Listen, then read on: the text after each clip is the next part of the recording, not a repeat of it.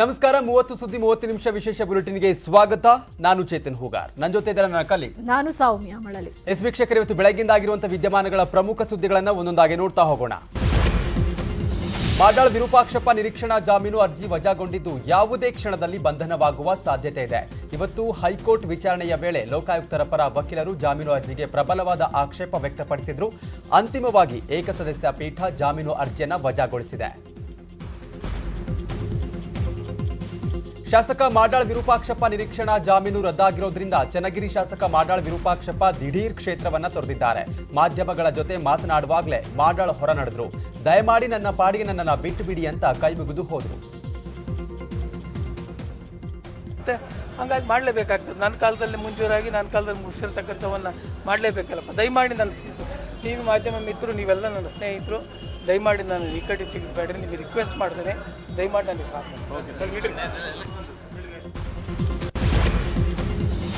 SC ST ಮೀಸಲಾತಿ ಜಾರಿ ವಿಚಾರಕ್ಕೆ ಸಂಬಂಧಪಟ್ಟಂತೆ ಶಿಕಾರಿಪುರದಲ್ಲಿ ಲಂಬಾಣಿ ಸಮುದಾಯದವರಿಂದ ಪ್ರತಿಭಟನೆ ನಡೆದಿದೆ. ಈ ವೇಳೆ ಮಾಜಿ ಸಿಎಂ ಬಿಎಸ್ ಯಡಿಯೂರಪ್ಪ ಮನೆ ಮುಂದೆ ಬಂದ ಪ್ರತಿಭಟನಾಕಾರರು ಕಲ್ಲು ಚಪ್ಪಲಿ ತೂರಾಟ ನಡೆಸಿ ಆಕ್ರೋಶ ವ್ಯಕ್ತಪಡಿಸಿದ್ದಾರೆ. ಈ ಮನೆ ಗೃಹ ಪ್ರವೇಶಕ್ಕೆ ಸಜ್ಜೆಗೊಂಡಿತ್ತು. ಮನೆಯ ಕಿಟಕಿ ಗಾಜುಗಳಿಗೆ ಹಾನಿಯಾಗಿದೆ. ಶಿಕಾರಿಪುರದಲ್ಲಿ ತಾಲೂಕು ಬಂಜಾರ ಸಮಾಜ ವತಿಯಿಂದ ಪ್ರತಿಭಟನೆ ನಡೆದಿದ್ದು, ಲಂಬಾಣಿ, ಬೋವಿ, ಕೊರಮ, ಕೊರಚ ಸಮುದಾಯದವರು ತೀವ್ರ ಆಕ್ರೋಶಗೊಂಡಿದ್ದಾರೆ. ಉದ್ರಿಕ್ತರನ್ನ ನಿಯಂತ್ರಿಸಲು ಪೊಲೀಸರು ಹರಸಾಹಸ ಪಟ್ಟಿದ್ದಾರೆ. ಕಲ್ಲು ತೂರಾಟದಿಂದ ಕೆಲವು ಪೊಲೀಸ್ ಸಿಬ್ಬಂದಿಗೂ ಸಣ್ಣಪುಟ್ಟ ಗಾಯಗಳಾಗಿವೆ. ಸ್ಥಳಕ್ಕೆ ಹೆಚ್ಚುವರಿ ಪೊಲೀಸ್ ಅಧಿಕಾರಿಗಳು ಆಗಮಿಸಿದ್ದು ಹೆಚ್ಚಿನ ಸಿಬ್ಬಂದಿಯನ್ನ ರವಾನೆ ಮಾಡಿದ್ದಾರೆ. ಸದ್ಯ ಶಿಕಾರಿಪುರದಲ್ಲಿ 144 ಸೆಕ್ಷನ್ ಜಾರಿ ಮಾಡಲಾಗಿದೆ.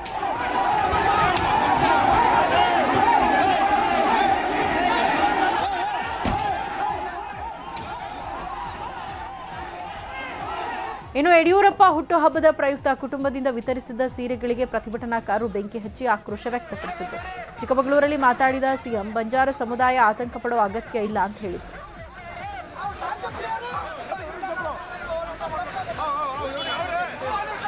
ನಾನು ಬಂಜಾರ ಸಮುದಾಯದ ಮುಖಂಡರಿಗೆ ವಿನಂತಿಯನ್ನು ಮಾಡ್ತಾ ಇದ್ದೀನಿ. ನಾವು ನಮ್ಮ ಕ್ಯಾಬಿನೆಟ್ ಸಬ್ ಕಮಿಟಿಯಿಂದ ಮಾಡಿದ್ದೇವೆ. ಅವರಿಗೆ ಒಂದು ಆತಂಕ ಇತ್ತು, SC ಲಿಸ್ಟನ್ನು ತೆಗಿತಾರೆ ಅಂತ. ನಾನೇ ಸ್ವಂತ ಆದೇಶವನ್ನು ಮಾಡಿ, ಇದು ಬೋವಿ, ಲಂಬಾಣಿ ಎಲ್ಲ ಸಮುದಾಯಗಳು, ಕೊರ್ಚ, ಕುರ್ಮ ಅವೆಲ್ಲವೂ ಕೂಡ SC ಲಿಸ್ಟಲ್ಲಿ ಇರ್ತದೆ. ಯಾವುದೇ ಕಾರಣಕ್ಕೂ ತೆಗೆಯೋ ಪ್ರಶ್ನೆನೇ ಇಲ್ಲ ಅಂಥೇಳಿ ಆದೇಶವನ್ನು ಮಾಡಿ ಸೆಂಟ್ರಲ್ ಗೌರ್ಮೆಂಟ್ಗೆ ಕಳಿಸಾಗಿದೆ. ಆತಂಕ ಇಲ್ಲ, ಯಾವುದೇ ಗೊಂದಲ ಇಲ್ಲ. ನಿಮ್ಮ ಸಮುದಾಯದ ಹಿತರಕ್ಷಣೆ ಮಾಡಿದ್ದೇವೆ. ಇನ್ನು ಈ ದಾಳಿ ರಾಜಕೀಯ ಪ್ರೇರಿತವಾಗಬಹುದು ಅಂತ ಕೇಂದ್ರ ಸಚಿವ ಪ್ರಹ್ಲಾದ್ ಜೋಶಿ ಹೇಳಿದ್ದಾರೆ. ಕಾನೂನು ತಮ್ಮ ಕೈಗೆ ತೆಗೆದುಕೊಳ್ಬಾರ್ದು ಅನ್ನುವಂಥದ್ದು ಯಾವ ರೀತಿ ಎಲ್ಲರಿಗೂ ಅನುಕೂಲ ಆಗಿದೆ, ಎಲ್ಲರಿಗೂ ಒಪ್ಪಿತವಾದಂಥ ಸೂತ್ರದಲ್ಲಿ ಮಾಡಿದ್ದೇವೆ ಅನ್ನೋದು ಕನ್ವಿನ್ಸ್ ಮಾಡ್ತಾರೆ. ಯಾರೂ ಕಾನೂನು ತಮ್ಮ ಕೈಗೆ ತೆಗೆದುಕೊಳ್ಬಾರ್ದು ಅನ್ನುವಂಥ ವಿನಂತಿಯನ್ನು ನಾನು ಮಾಡ್ತೇನೆ. ಯಡಿಯೂರಪ್ಪನವರು ರಾಜ್ಯ ಕಂಡ ಮುಸ್ಲಿಂ ಸಮುದಾಯದ 2B ಮೀಸಲಾತಿ ರದ್ದು ಮಾಡಿದ್ದಕ್ಕೆ ಕೊಪ್ಪಳದಲ್ಲಿ ಮುಸ್ಲಿಮರು ಬೃಹತ್ ಪ್ರತಿಭಟನೆ ಮಾಡಿದ್ರು. ಗಡಿಯಾರ ಕಂಬದ ಸರ್ಕಲ್ನಿಂದ ಅಶೋಕ್ ಸರ್ಕಲ್ ವರೆಗೆ ಪ್ರತಿಭಟನಾ ರ್ಯಾಲಿ ನಡೆಸಿದ್ರು. ಬಿಜೆಪಿ ಹಾಗೂ ಬೊಮ್ಮಾಯಿ ಸರ್ಕಾರದ ವಿರುದ್ಧ ಆಕ್ರೋಶವನ್ನ ಹೊರಹಾಕಿದ್ರು. ಬೇರೆಯವರಿಗೆ ಮೀಸಲಾತಿ ನೀಡುವುದರ ಬಗ್ಗೆ ತಕರಾರಿಲ್ಲ, ನಮ್ಮ ಮೀಸಲಾತಿ ತೆಗೆದು ಸರ್ಕಾರ ಅನ್ಯಾಯ ಮಾಡಿದೆ ಅಂತ ಪ್ರತಿಭಟನಾಕಾರರು ಆಕ್ರೋಶವನ್ನ ಹೊರಹಾಕಿದ್ರು.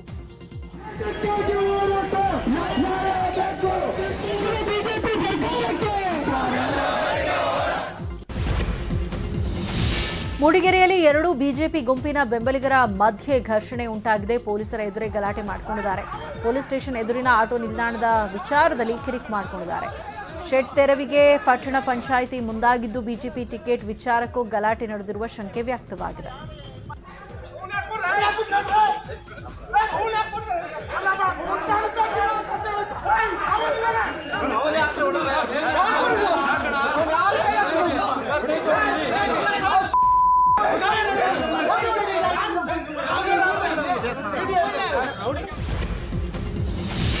ಗದಗದಲ್ಲಿ ನಡೆದ ಕಂದಾಯ ಗ್ರಾಮಗಳ ಹಕ್ಕುಪತ್ರ ವಿತರಣಾ ಕಾರ್ಯಕ್ರಮದಲ್ಲಿ ಜೋರು ಗಲಾಟೆ ನಡೆದಿದೆ. ಹಕ್ಕುಪತ್ರ ವಿತರಣೆಯಲ್ಲಿ ಜಿಲ್ಲಾಡಳಿತ ರಾಜಕೀಯ ಮಾಡಿದೆ.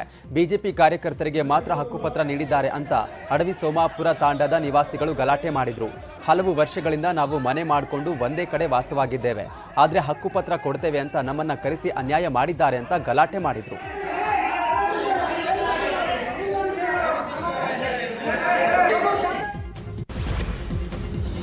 ಚಲಿಸ್ತಾ ಇದ್ದ ಖಾಸಗಿ ಶಾಲಾ ಬಸ್ಗೆ ಆಕಸ್ಮಿಕ ಬೆಂಕಿ ಬಿದ್ದ ಘಟನೆ ಬಳ್ಳಾರಿ ಜಿಲ್ಲೆಯ ಸಿರುಗುಪ್ಪದಲ್ಲಿ ನಡೆದಿದೆ. ಇಂಜಿನಲ್ಲಿ ಕಾಣಿಸಿಕೊಂಡ ಬೆಂಕಿ ಬಸ್ಸನ್ನೇ ಆಹುತಿ ಪಡೆದಿದೆ. ಅದೃಷ್ಟವಶಾತ್ ಹೊಗೆ ಗಮನಿಸಿದ ಚಾಲಕ ಬಸ್ನಲ್ಲಿದ್ದ 50ಕ್ಕೂ ಹೆಚ್ಚು ವಿದ್ಯಾರ್ಥಿಗಳನ್ನು ಕೆಳಗಿಳಿಸಿದ್ದಾನೆ. ಸ್ಥಳಕ್ಕೆ ಅಗ್ನಿಶಾಮಕ ಸಿಬ್ಬಂದಿ ದೌಡಾಯಿಸಿದ್ದು ಬೆಂಕಿ ನಂದಿಸಿದ್ದಾರೆ. ಕೆಳಗಿಳಿದು ನೋಡಿದೆ ಸರ್, ಡೀಸೆಲ್ ಪೈಪ್ ಸುಟ್ಟೋಗಿತ್ತು. ವೈರ್ ಮೇಲೆ ಶಾರ್ಟ್ ಆಗಿದ್ಮೇಲೆ ಅವ್ರಿಗೆ ಕೆಳಗೆ ಇಳಿಸಿ ಹುಡುಗರನ್ನ ಆಮೇಲೆ ಬ್ಯಾಟ್ರಿ ಅವ್ರಿಗೆ ಕಿತ್ತಿದೆ ಸರ್. ಕಿತ್ತಿ ಸ್ಪ್ರೇ ಬಂಕ್ನಂಗ್ಲಾಸಿ ತಗೊಂಡೋಗಿ ಒಡೆಯನವರಿಗೆ ಕ್ಯಾಬಿನ್ ಒಳಗೆ ಬೆಂಕಿ ಎತ್ಕೊಂಡ್ಬಿಡುತ್ತೆ ಸರ್. ಸೈಡಿಗೆ ತಗೊಂಡು ನೋಡಿದೆ ಸರ್, ಕೆಳಗೆ ಇಳಿದು ನೋಡಿದ ತಕ್ಷಣ ಬೆಂಕಿ ಡೀಸೆಲ್ ಇಳಿದಂಗೆಲ್ಲ ಬೆಂಕಿ ಬೀಳ್ತಿದ್ದಲ್ಲ ಸರ್, ಅದ್ರ ಸಲ ಫಸ್ಟ್ ಮಕ್ಕಳಿಗೆ ಕೆಳಗೆ ಇಳಿಸ್ಬಿಟ್ಟೆ ಸರ್. ಯಾರಿಗೆ ಏನಾಗಿಲ್ಲ ಸರ್. ಹ್ಞೂ ಸರ್, ಹುಡುಗರನ್ನ ಎಲ್ಲರೂ ಫಸ್ಟ್ ಕೆಳಗೆ ಇಡ್ರಿ ಅಂತೇಳಿ ಅವ್ರಿಗೆ ಇಳಿಸಿನೇ ಆಮೇಲೆ ಬ್ಯಾಟ್ರಿ. ಸಿಎಂ ಬೊಮ್ಮಾಯಿಗೆ ಶಿಗ್ಗಾವಿಯಲ್ಲಿ ಗೆಲುವು ಸುಲಭ ಅಲ್ಲ ಎಂದಿದ್ದಂತ ಡಿಕೆ ಶಿವಕುಮಾರ್ಗೆ ಸಿಎಂ ಟಾಂಗ್ ಕೊಟ್ಟಿದ್ದಾರೆ. ಚಿಕ್ಕಬಳ್ಳಾಪುರದಲ್ಲಿ ಮಾತನಾಡಿದ ಅವರು, ರಿಸಲ್ಟ್ ಬರುವವರೆಗೆ ಡಿಕೆ ಶಿವಕುಮಾರ್ ಕಾದ್ ನೋಡ್ಲಿ. ಈ ತರ ಸುಮ್ಮನೆ ಬಂಡ್ ಬಡಾಯಿಗಳಿಗೆ ನಾವಂತೂ ಜಗ್ಗೋದಿಲ್ಲ. ನಾವು ರಾಜಕಾರಣದಲ್ಲಿ ಆಳವಾಗಿ ಬೇರಿರೋ ಮರ ಅಂತ ಹೇಳಿದ್ದಾರೆ. ಮರ ಕುಂಡ್ಲಿ ಕಾದ್ ನೋಡಿ ರಿಸಲ್ಟ್ ಮಟ್ಟ ಕೈಲಿ ಶಿವಕುಮಾರ್ ಅವ್ರ ಪಕ್ಷದವ್ರು ಯಾವ್ಯಾವ ನನ್ನ ಕ್ಷೇತ್ರ ಸಮೇತವಾಗಿ ಯಾರ್ಯಾರು ಗೆಲ್ತಾರೆ ಯಾರೆಲ್ಲ ಈ ಥರ ಬಂಡ ಬಡಾಯಿಗಳಿಗೆ ಯಾರು ನಾವಂತೂ ಜಗ್ಗೋದಿಲ್ಲ. ಇಂಥವೆಲ್ಲ ಭಾಳ ನೋಡಾಗಿದೆ. ನಾವು ರಾಜಕಾರಣದಲ್ಲಿ ಆಳವಾಗಿ ಬೇರಿರೋ ಮರ ಕುಂಡ್ಲಿಗಳಲ್ಲ. ಸಿಎಂ ಬಸವರಾಜ ಬೊಮ್ಮಾಯಿ ಅವರಿಗೆ ಕ್ಷೇತ್ರ ಶಿಗ್ಗಾವಿಯಲ್ಲೇ ಕಾಂಗ್ರೆಸ್ ಬಿಗ್ ಶಾಕ್ ನೀಡಿದೆ. ಮಾಜಿ ಸಂಸದ, ಮಾಜಿ ಶಾಸಕ, ಪಂಚಮಸಾಲಿ ಪ್ರಬಲ ಮುಖಂಡ ಮಂಜುನಾಥ್ ಕುನ್ನೂರ್ರನ್ನ ಕಾಂಗ್ರೆಸ್ ಸೆಳೆದಿದೆ. ಮಂಜುನಾಥ್ ಕುನ್ನೂರ್ ಮತ್ತು ಅವರ ಪುತ್ರ ರಾಜು ಕುನ್ನೂರ್ ಕಾಂಗ್ರೆಸ್ ಪಕ್ಷವನ್ನ ಸೇರಲಿದ್ದಾರೆ. ಮಂಜುನಾಥ್ ಕುನ್ನೂರನ್ನೇ ಸಿಎಂ ವಿರುದ್ಧ ಕಾಂಗ್ರೆಸ್ ಕಣಕ್ಕಿಳಿಸೋ ನಿರೀಕ್ಷೆ ಇದೆ. ಇವತ್ತು ರಾಷ್ಟ್ರಕ್ಕೆ ಒಂದು ದೊಡ್ಡ ಸಂದೇಶ. ಬಸವರಾಜ ಬೊಮ್ಮಾಯಿ ಅವರ ಕ್ಷೇತ್ರದಲ್ಲಿ ಅವರ ಬಲಗೈ ಬಂಟರಾಗಿ ಅವರ ಗೆಲುವಿಗೆ ಶ್ರಮವನ್ನ ಪಡ್ತಾ ಇದ್ದಂತ ಮಂಜುನಾಥ್ ಕುನ್ನೂರ್ ಮತ್ತು ಅವರ ತಂಡದವರು, ಅವರ ಹಿಂಬಾಲಿಕರು, ಬಿಜೆಪಿ ಇರುವಂತಹ ಸಾವಿರಾರು ಜನ ಹಿಂಬಾಲಿಕರು ಇವತ್ತು ಕಾಂಗ್ರೆಸ್ಗೆ ಮಲ್ಲಿಕಾರ್ಜುನ್ ಖರ್ಗೆ ಅವರ ಮುಖಂಡತ್ವದಲ್ಲಿ ಇವತ್ತು ಕಾಂಗ್ರೆಸ್ ಪಕ್ಷಕ್ಕೆ ಸೇರ್ಕೊಳ್ತಾ ಇದ್ದಾರೆ ಅಂತಂದ್ರೆ ಒಂದು ಹೊಸ ಗಾಳಿ. ಮೊದಲೊಂದು ಗಾಳಿ ಬಂತು, ಈಗ ಎರಡನೇ ಗಾಳಿ ಈಗ ರಾಜ್ಯದಲ್ಲಿ ಪ್ರಾರಂಭ ಆಗ್ತಾ ಇದೆ. ರಾಜ್ಯ ಪ್ರವಾಸದಲ್ಲಿದ್ದ ಕೇಂದ್ರ ಸಚಿವ ಅಮಿತ್ ಶಾ ಭದ್ರತೆಯಲ್ಲಿ ವೈಫಲ್ಯ ಉಂಟಾಗಿದೆ. ಭಾನುವಾರ ತಡರಾತ್ರಿ ಅಮಿತ್ ಶಾ ಪ್ರಯಾಣಿಸ್ತಾ ಇದ್ದಾಗ ಭದ್ರತಾ ವಾಹನಗಳನ್ನು 2 ಬೈಕರ್ಸ್ ಬೆನ್ನಟ್ಟಿದ್ದಾರೆ. ಬಿಜೆಪಿ ಕೋರ್ ಕಮಿಟಿ ಸಭೆ ನಡೆಸಿ ತಾಜ್ ವೆಸ್ಟ್ ಎಂಡ್ ಹೋಟೆಲ್ನಿಂದ HLಗೆ ಅಮಿತ್ ಶಾ ತೆರಳುತ್ತಾ ಇದ್ದಾಗ 2 ಬೈಕ್ಗಳು ಬಂದಿದ್ದಾವೆ. ಸುಮಾರು 300 ಮೀಟರ್ ವರೆಗೆ ಬೈಕರ್ಸ್ ಭದ್ರತಾ ವಾಹನಗಳ ಜೊತೆಯೇ ಬಂದಿದ್ದಾರೆ. ಅಮಿತ್ ಶಾ ಕಾರನ್ನ ಫಾಲೋ ಮಾಡಿದ್ದು RT ನಗರ ಖಾಸಗಿ ಕಾಲೇಜಿನ ಇಮ್ರಾನ್ ಹಾಗೂ ಜಿಬ್ರಾನ್ ಎಂಬ ಮಾಹಿತಿ ಸಿಕ್ಕಿದೆ. ಸದ್ಯ ಇಬ್ಬರನ್ನ ಕೂಡ ವಶಕ್ಕೆ ಪಡೆದು ವಿಚಾರಣೆ ನಡೆಸಲಾಗುತ್ತಿದೆ. ಮುಖ್ಯಮಂತ್ರಿ ಬಸವರಾಜ ಬೊಮ್ಮಾಯಿ 94 ಕೋಟಿ ವೆಚ್ಚದಲ್ಲಿ ನಿರ್ಮಾಣವಾಗ್ತಾ ಇರುವ ನಂದಿ ಹಿಲ್ಸ್ ರೋಪ್ ವೇ ಶಂಕುಸ್ಥಾಪನೆ ಮಾಡಿದ್ರು. ಜೊತೆಗೆ ಜಿಲ್ಲೆಯಲ್ಲಿ 800 ಕೋಟಿ ವೆಚ್ಚದಲ್ಲಿ ನಿರ್ಮಾಣವಾಗಿದ್ದ ಸರ್ಕಾರಿ ಮೆಡಿಕಲ್ ಕಾಲೇಜು ಕಟ್ಟಡವನ್ನು ಉದ್ಘಾಟಿಸಿದ್ದಾರೆ.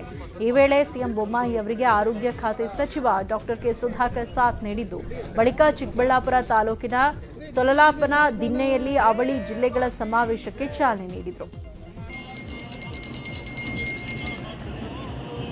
ಇವತ್ತು ಚಿಕ್ಕಬಳ್ಳಾಪುರ ಜಿಲ್ಲೆಗೆ ಐತಿಹಾಸಿಕ ದಿನ.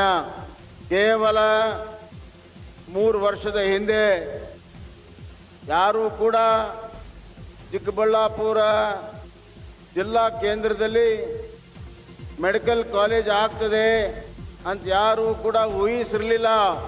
ಸನ್ಮಾನ್ಯ ಡಾಕ್ಟರ್ ಸುಧಾಕರ್ ಅವರು ಈ ಒಂದು ಮೆಡಿಕಲ್ ಕಾಲೇಜ್ ಆಗಬೇಕು, ಚಿಕ್ಕಬಳ್ಳಾಪುರ ಸಮಗ್ರ ಅಭಿವೃದ್ಧಿ ಆಗಬೇಕು ಅಂತ ಹೇಳಿ ತಮ್ಮ ರಾಜೀನಾಮೆಯನ್ನು ಕೊಟ್ಟು ನಮ್ಮ ಜೊತೆಗೆ ಸೇರಿ ಆರೋಗ್ಯ ಸಚಿವರಾದ ಮೇಲೆ, ವೈದ್ಯಕೀಯ ಶಿಕ್ಷಣ ಸಚಿವರಾದ ಮೇಲೆ ಅವರು ತೆಗೆದುಕೊಂಡಿರುವಂಥ ಮೊಟ್ಟ ಮೊದಲನೆಯ ತೀರ್ಮಾನ ನನ್ನ ಜಿಲ್ಲೆಗೆ ವೈದ್ಯಕೀಯ ಕಾಲೇಜ್ ಆಗಬೇಕು, ಈ ಭಾಗದ ಜನರಿಗೆ ವೈದ್ಯಕೀಯ ಸೇವೆ ಸಿಗಬೇಕು, ನಾನು ಇಲಾಖೆಯ ಮುಖ್ಯಸ್ಥನಾಗಿದ್ದು ನನ್ನ ಕರ್ತವ್ಯ ಅಂತ ಹೇಳಿ ಅವರು ಮಾಡಿದ್ದಾರೆ. ಇವತ್ತು ಅದರ ಉದ್ಘಾಟನೆ ಆಗ್ತಾ ಇದೆ. ಬೃಹತ್ ಮೆಡಿಕಲ್ ಕಾಲೇಜ್ ಆಗಿ 1000 ಬೆಡ್ ಆಸ್ಪತ್ರೆಯಾಗಿ ಈ ಜಿಲ್ಲೆಯ ಕಟ್ಟಕಡೆಯ ಬಡವರಿಗೆ ಆರೋಗ್ಯ ಸೇವೆ ಕೊಡುವಂತ ಒಂದು ಪ್ರಮುಖ ಕೇಂದ್ರವಾಗಿ ಇವತ್ತು ಉದ್ಘಾಟನೆ ಆಗ್ತಾ ಇದೆ. ಅದರ ಶ್ರೇಯಸ್ಸು ಸಂಪೂರ್ಣವಾಗಿ ಡಾಕ್ಟರ್ ಸುಧಾಕರ್ಗೆ ಹೋಗಬೇಕು. ನಾವೆಲ್ಲರೂ ಕೂಡ ಅವರಿಗೆ ಅಭಿನಂದನೆಯನ್ನ ಸಲ್ಲಿಸಬೇಕು ಅಂತ ಈ ಸಂದರ್ಭದಲ್ಲಿ ಇಚ್ಛೆ ಪಡ್ತೀನಿ. ಸಿದ್ದರಾಮಯ್ಯ 2ರಲ್ಲೂ ನಿಲ್ಲಬಹುದು 3ರಲ್ಲೂ ನಿಲ್ಲಬಹುದು. ಸಿದ್ದರಾಮಯ್ಯ ಬಗ್ಗೆ ಅವರಿಗೆ ವಿಶ್ವಾಸವಿಲ್ಲ ಅಂತ ಎಚ್.ಡಿ. ಕುಮಾರಸ್ವಾಮಿ ಕಿಡಿಕಾರಿದ್ದಾರೆ. ಮೈಸೂರಿನಲ್ಲಿ ಮಾತನಾಡಿದ ಅವರು ದೇವೇಗೌಡರಿಗೆ ಧೃತರಾಷ್ಟ್ರ ಪ್ರೇಮ ಅಂತಿದ್ರು. ಈಗ ಸಿದ್ದರಾಮಯ್ಯ ಮಾಡುತ್ತಿರುವುದು ಯಾವ ಪ್ರೇಮ ಅಂತ ಎಚ್.ಡಿ.ಕೆ ಪ್ರಶ್ನೆ ಮಾಡಿದ್ದಾರೆ. 2 ನಿಲ್ಲಬಹುದು 3 ನಿಲ್ಲಬಹುದು. ಈಗ ಹೇಳಕ್ಕಾಗಲ್ಲ. 2 ಆಗಲ್ಲ ಅಂತೇಳಿ ಸೇಫ್ಟಿ ಇಲ್ಲ ಅಂತ 3ನೇದಲ್ಲೂ ನಿಲ್ಲಬಹುದೇನೋ ಹೇಳಕ್ಕಾಗಲ್ಲ. ಅವರು ಭಯ ಯಾರ್ದಕ್ಕೋಸ್ಕರ ಇದೆಯೋ ಏನೋ ನನಗಂತೂ ಗೊತ್ತಿಲ್ಲ. ಅವರು ಗುಬ್ಬಿ ಕ್ಷೇತ್ರದ ಜೆಡಿಎಸ್ ಶಾಸಕ ಎಸ್ಆರ್ ಶ್ರೀನಿವಾಸ್ ಶಾಸಕ ಸ್ಥಾನಕ್ಕೆ ರಾಜೀನಾಮೆ ಸಲ್ಲಿಸಿದ್ದಾರೆ. ಆ ಮೂಲಕ ಅಧಿಕೃತವಾಗಿ ಪಕ್ಷದಿಂದ ಹೊರಬಂದಿದ್ದಾರೆ. ಬಳಿಕ ಮಾತನಾಡಿದ ಗುಬ್ಬಿ ಶ್ರೀನಿವಾಸ್, ನಾನು ಇಂದು ಶಾಸಕ ಸ್ಥಾನಕ್ಕೆ ರಾಜೀನಾಮೆ ನೀಡಿದ್ದೇನೆ. ಮಾರ್ಚ್ 30ಕ್ಕೆ ನಾನು ಅಧಿಕೃತವಾಗಿ ಕಾಂಗ್ರೆಸ್ ಸೇರ್ತೇನೆ. ಶಿವಲಿಂಗೇಗೌಡ, ಎ.ಟಿ. ರಾಮಸ್ವಾಮಿ ಕೂಡ ಕಾಂಗ್ರೆಸ್ ಸೇರ್ತಾರೆ ಅಂತ ಹೇಳಿದರು. ಪಕ್ಷ ಬಿಡಬೇಕು ಅಂದರೆ ಎಲ್ಲೋ ಒಂದು ಕಡೆ ನಮಗೂ ಕೂಡ ಮನಸ್ಸಿಗೆ ನೋವಾಗಿದೆ.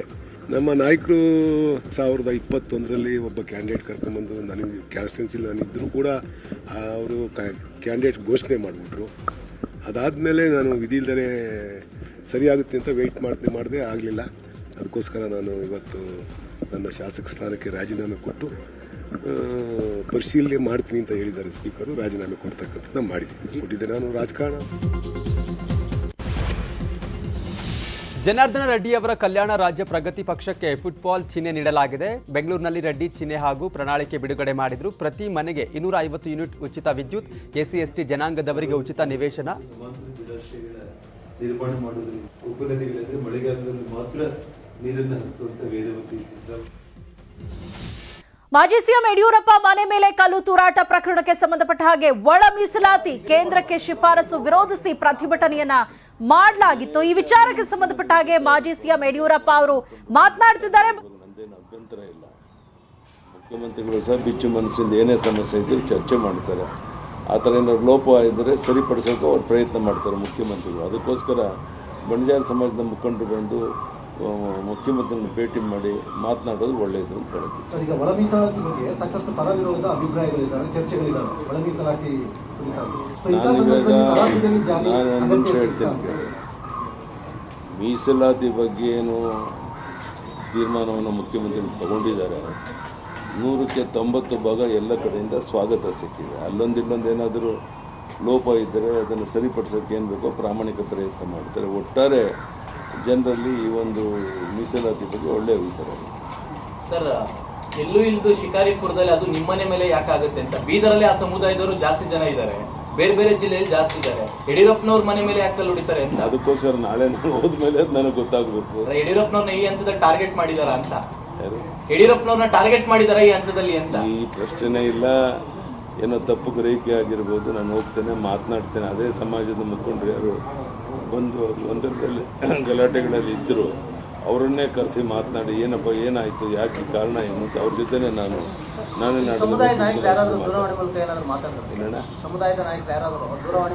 ಯಾರು ಬಂದರೂ ಅವ್ರ ಜೊತೆಗೆ ಮಾತಾಡ್ತೇನೆ. ನಾನೀಗ SPDC ಅವ್ರಿಗೆ ಹೇಳಿದ್ದೇನೆ, ಏನೋ ಒಂಥರ ಘಟನೆ ನಡೆದಿದೆ, ಅದಕ್ಕೆ ಯಾವುದೇ ರೀತಿಯ ತೀವ್ರತರವಾದ ಕ್ರಮ ತಗೊಳ್ಳೋಕೆ ಹೋಗಬೇಡಿ, ಯಾರನ್ನು ಬಂಧಿಸೋಕೆ ಹೋಗಬೇಡಿ.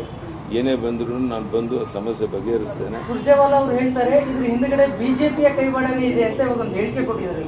ಯಾರು? ಸುರ್ಜೇವಾಲಾ, ಕಾಂಗ್ರೆಸ್ ಲೀಡರ್ ಸುರ್ಜೇವಾಲಾ. ಇಲ್ಲ, ನಾನು ಹೇಳಿದ್ರೆ ಒಂದು ಮಾತು, ಯಾರ ಬಗ್ಗೆನೂ ಯಾವುದೇ ಪ್ರತಿಕ್ರಿಯೆ ವ್ಯಕ್ತಪಡಿಸೋಕೆ ಈ ಸಮಯದಲ್ಲಿ ನಾನು ರೆಡಿ ಇಲ್ಲ. ನಾನು ನಾಳೆ ಅಥವಾ ನಾಡಿದ್ದು ಶಿಕಾರಿಪುರಕ್ಕೆ ಹೋಗಿ ಎಲ್ಲರ ಜೊತೆ ಮಾತನಾಡ್ತೇನೆ. ಯಾರು ಸಮಾಜದ ಮುಖಂಡರಿದೆ ಬಂಜಾರ ಸಮಾಜದವರು, ಆಮೇಲೆ ನನ್ನ ರಿಯಾಕ್ಷನ್ ನಾನು ಕೊಡ್ತೇನೆ. ನನ್ನ ಪ್ರಕಾರ ಯಾರದೇ ಕೈವಾಡ ಇಲ್ಲ ಇದರಲ್ಲಿ. ಅವರೇನೋ ತಪ್ಪು ಗ್ರಹಿಕೆ ಮಾಡ್ಕೊಂಡು ಈ ಘಟನೆ ನಡೆದಿರ್ಬೋದು ಅಂತ ನನ್ನ ಭಾವನೆ. ನಾನು ತಿಳ್ಕೊಂಡು ಅದನ್ನು ಆ ಸಮಸ್ಯೆಗೆ ಬಗೆಹರಿಸೋಕ್ಕೆ ಪ್ರಯತ್ನ ಮಾಡ್ತೇನೆ. ಸಾಧ್ಯವಾದ್ರೆ ನಾಳೆ ಅಥವಾ ನಾಡಿದ್ದು ನಾನು ಹೋಗಿ ಅದೆಲ್ಲ ಮುಖಂಡರು ಯಾರು ಗಲಾಟೆನಲ್ಲಿ ಇದ್ದರೂ ಅವ್ರನ್ನೇ ಕರೆದು ಮಾತಾಡಿ ಏನಪ್ಪ ನಿಮ್ಮ ಸಮಸ್ಯೆ ಅಂತ ಚರ್ಚೆ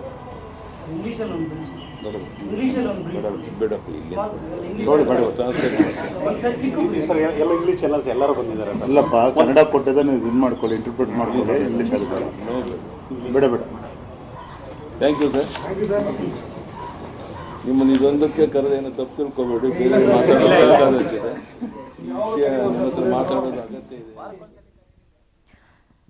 ಯಡಿಯೂರಪ್ಪ ಅವರ ನಿವಾಸದ ಮೇಲೆ ಕಲ್ಲು ತೂರಾಟ ಪ್ರತಿಭಟನೆ ವಿಚಾರಕ್ಕೆ ಸಂಬಂಧಪಟ್ಟ ಹಾಗೆ ಸ್ವತಃ ಯಡಿಯೂರಪ್ಪ ಅವರು ಮಾತನಾಡಿದ್ರು. ಒಂದು ತಪ್ಪು ಗ್ರಹಿಕೆಯಿಂದ ಈ ರೀತಿಯಾಗಿ ಪ್ರತಿಭಟನೆ ಮಾಡಲಾಗ್ತಾ ಇದೆ. ಈ ಒಳ ಮೀಸಲಾತಿ ವಿಚಾರದಲ್ಲಿ ಸಿಎಂ ಬಸವರಾಜ ಬೊಮ್ಮಾಯಿ ಅವರು ತೆಗೆದುಕೊಂಡಿರುವಂತಹ ನಿರ್ಧಾರಕ್ಕೆ ಸಂಬಂಧಪಟ್ಟ ಹಾಗೆ ಬಹುತೇಕ ಸ್ವಾಗತ ವ್ಯಕ್ತ ಆಗಿದೆ. ನಾನು ಅವ್ರ ಜೊತೆ ಮಾತನಾಡ್ತೀನಿ, ಪ್ರಕರಣದಲ್ಲಿ ಯಾರನ್ನೂ ಕೂಡ ಬಂಧಿಸುವಂತ ಅವಶ್ಯಕತೆ ಇಲ್ಲ, ನಾನೇ ಖುದ್ದು ಹೋಗಿ ಅವ್ರ ಜೊತೆ ಮಾತಾಡ್ತೀನಿ ಅಂತ ಯಡಿಯೂರಪ್ಪ ಅವರು ಹೇಳಿದ್ದಾರೆ. ನೈಸ್ ಸಂಸ್ಥೆ ಮುಖ್ಯಸ್ಥ ಬೀದರ್ ದಕ್ಷಿಣ ಕಾಂಗ್ರೆಸ್ ಅಭ್ಯರ್ಥಿ ಅಶೋಕ್ ಖೇಣಿಗೆ ಕೆಡ್ಡ ತೊಡಲು ಸರ್ಕಾರ ಮುಂದಾಗಿದೆ. ರೈತರಿಗೆ ಹೆಚ್ಚು ಪರಿಹಾರ ಕೊಡದಿದ್ರೆ ಭೂಮಿ ವಶಪಡಿಸಿಕೊಳ್ಳುತ್ತೀವಿ ಅಂತ ಎಸ್ಟಿ ಸೋಮಶೇಖರ್ ಹೇಳಿಕೆ ಕೊಟ್ಟಿದ್ದಾರೆ. ವಿಜಯಪುರ ಪೊಲೀಸರು ಭರ್ಜರಿ ಬೇಟೆ ನಡೆಸಿದ್ದಾರೆ. ದಾಖಲೆ ಇಲ್ಲದೆ ಕಾರ್ನಲ್ಲಿ ಸಾಗಿಸ್ತಾ ಇದ್ದ 54,49,000 ಹಣವನ್ನು ವಶಕ್ಕೆ ಪಡ್ಕೊಂಡಿದ್ದಾರೆ. ಧಾರವಾಡ ಗ್ರಾಮೀಣ ಠಾಣೆ ಪೊಲೀಸರು ದಾಖಲೆ ಇಲ್ಲದೆ ಸಾಗಾಟ ಮಾಡ್ತಾ ಇದ್ದ 25 ಲಕ್ಷ ರೂಪಾಯಿ ಮೌಲ್ಯದ 12,000 ಸೀರೆಗಳನ್ನು ವಶಕ್ಕೆ ಪಡೆದಿದ್ದಾರೆ. ಬೆಂಗಳೂರಿನ ಮತದಾರರಿಗೆ ಹಂಚಲು ತಂದಿದ್ದ 3,60,000 ಮೌಲ್ಯದ ವಸ್ತುಗಳನ್ನು ಯಲಹಂಕ ಪೊಲೀಸರು ವಶಕ್ಕೆ ಪಡೆದಿದ್ದಾರೆ. ಹೆಗಡೆ ನಗರದ ಖಾಲಿ ಜಾಗದಲ್ಲಿ ಕಾಂಗ್ರೆಸ್ ಮುಖಂಡ ಸೈಯದ್ ಸಾದಿಕ್ ಫುಡ್ ಕಿಟ್ ವಿತರಣೆ ಮಾಡ್ತಾ ಇದ್ರು. ಈ ವೇಳೆ ಪೊಲೀಸರು 90,000 ಮೌಲ್ಯದ 150 ರೇಷನ್ ಕಿಟ್ಗಳನ್ನು ವಶಕ್ಕೆ ಪಡೆದಿದ್ದಾರೆ. ರಾಹುಲ್ ಗಾಂಧಿ ತಮ್ಮ ಸಾಮಾಜಿಕ ಜಾಲತಾಣಗಳಲ್ಲಿ ವಿಡಿಯೋವೊಂದನ್ನು ಶೇರ್ ಮಾಡಿಕೊಂಡು ಸತ್ಯ, ಧೈರ್ಯ ಮತ್ತು ಬಲಿದಾನಗಳು ಗಾಂಧಿ ಕುಟುಂಬದ ಶಕ್ತಿ ಮತ್ತು ಪರಂಪರೆ ಅಂತ ಕ್ಯಾಪ್ಷನ್ ಬರೆದುಕೊಂಡಿದ್ದಾರೆ. ಯಾದಗಿರಿಯ ಸೈದಾಪುರದಲ್ಲಿ ವಿದ್ಯುತ್ ಶಾರ್ಟ್ ಸರ್ಕ್ಯೂಟ್ನಿಂದ ಬಟ್ಟೆ ಅಂಗಡಿ ಬೆಂಕಿ ಬಿದ್ದಿದ್ದು ಶಾಪ್ ಮೇಲಿನ ಮನೆಯಲ್ಲಿದ್ದಂಥ ದಂಪತಿ ಉಸಿರುಗಟ್ಟಿ ಸಾವಿಗೀಡಾಗಿದ್ದಾರೆ.